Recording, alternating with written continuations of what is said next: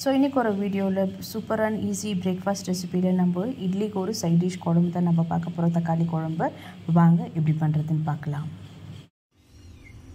So இப்போ நம்ம first தக்காளியை வேக வச்சுக்கலாம். தக்காளி குழம்புக்கு அதுக்கு நான் இதில் ஒரு 4 தக்காளி நல்லா சின்னதாக சாப் பண்ணி வச்சுருக்கேன். ரொம்ப சின்னதாக இல்லை, நார்மல் சைஸாக சாப் பண்ணி வச்சுருக்கிறேன். அதை ஆட் பண்ணிக்கலாம். இது கூடவே ஒரு பச்சை மிளகாய் ஆட் பண்ணிக்கிறேன். உங்களுக்கு காரத்துக்கு தகுந்ததுக்கு மாதிரி நீங்கள் ஆட் பண்ணிக்கலாம்.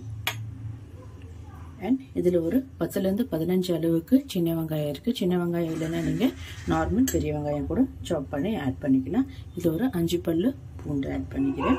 அண்ட் இது கூடவே தேவையான அளவுக்கு உப்பு ஆட் பண்ணிக்கலாம் நம்ம இதுக்கு.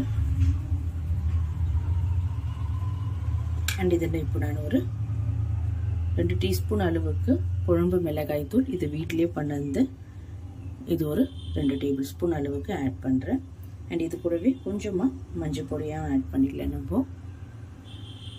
அண்ட் கலருக்கு நம்மளுக்கு ஒரு டீஸ்பூன் அளவுக்கு காஷ்மீரி மிளகாய் பொடி ஆட் பண்ணிக்கிறேன். இதில் காரம் இருக்காது, நீங்கள் ஆட் பண்ணிக்கலாம் தாராளமாகவே. ஸோ இதுக்கு இப்போ நம்ம இதுக்கு தேவையான அளவுக்கு தண்ணி ஆட் பண்ணிக்கலாம். ரொம்ப தண்ணி ஆட் பண்ணாதீங்க, மீடியமாக ஆட் பண்ணிக்கோங்க. இந்த அளவுக்கு நம்மளுக்கு தண்ணி போதும். ஸோ இது நல்லா ஒரு 3லேருந்து 4 ப்ரெஷர் வச்சு நம்ம இப்போ எடுத்துக்கலாம்.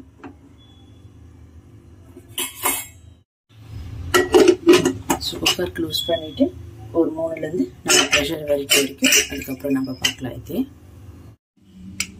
ஸோ ப்ரெஷர் நல்லா ஒரு 5 ப்ரெஷர் நல்லா வந்துருச்சு.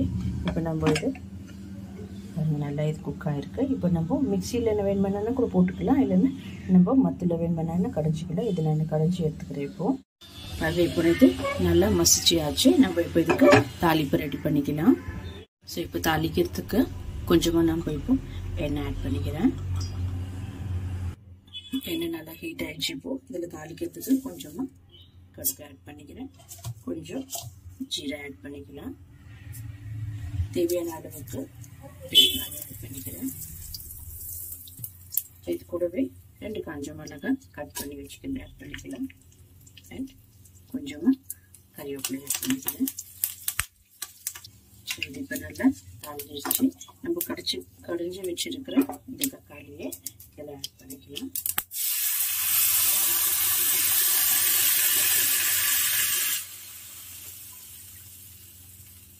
இதில் கொஞ்சம் தேவையான அளவுக்கு தண்ணி ஆட் பண்ணிக்கிறேன். நான் இப்போது தேவையான அளவுக்கு தண்ணி ஆட் பண்ணி இப்போ இது நல்லா நம்மளுக்கு பாயில் ஆகி வரணும்.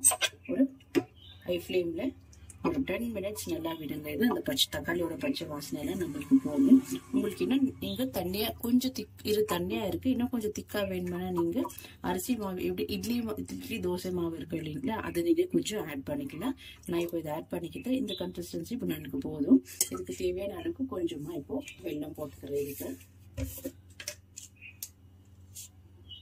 கொஞ்சம் வெல்லம் ஆட் பண்ணிக்கிறேன். ஸோ இப்போ இதை நல்லா மிக்ஸ் பண்ணி விட்டுடுறேன். ஸோ பாருங்க இப்போ நல்லா இது கொதி வந்துட்டு இருக்கு. இதில் கொஞ்சமாக கொத்தமல்லி ஆட் பண்ணிக்கலாம்.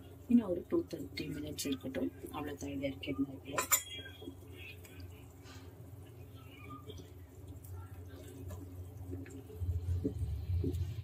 ஸோ அப்படி தான் பாருங்கள். இப்போ தக்காளி குழம்பு ரெடி ஆயிடுச்சு. நம்ம சர்வ் பண்ணிக்கலாம் இட்லிக்கு.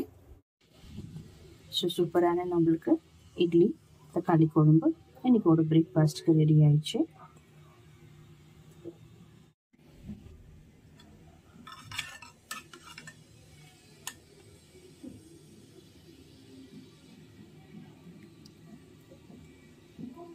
சுட சுட தக்காளி குழம்பு இட்லி ரெடி ஆயிடுச்சு.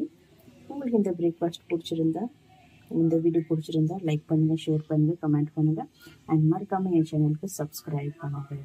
Thank you for watching this video.